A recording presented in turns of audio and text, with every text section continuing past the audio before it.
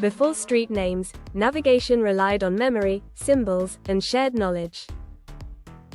Cities were not mapped with signs and numbers. They were learned by walking. People found their way using landmarks. A fountain.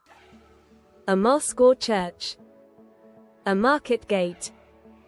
A large tree. Directions were given as stories, not coordinates. Homes and shops displayed symbols instead of addresses. A painted shoe. A lion. A star. These signs told people who lived there and what was sold inside. You didn't look for a number, you looked for an image.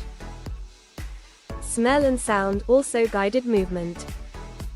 The scent of bread led to bakeries. The sound of metalwork marked certain streets. Markets could be heard long before they were seen. Memory mattered more than precision. Children learned routes early. Paths were repeated daily until the city lived inside the mind. Travelers relied on people, not signs. They asked questions. They followed crowds. They trusted locals to guide them. In many cities, directions changed depending on the time of day. Markets shifted. Gates opened and closed.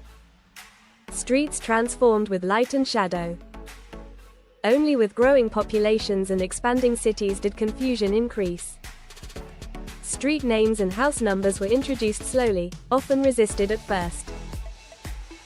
They felt impersonal, replacing familiarity with order. But before signs and maps, cities were navigated through relationship. To know a place meant to belong to it. Getting lost was part of learning. And knowing the way was a form of knowledge passed from one person to another. If you enjoy uncovering how everyday life worked before modern systems, like the video and subscribe for more stories that bring the past into focus.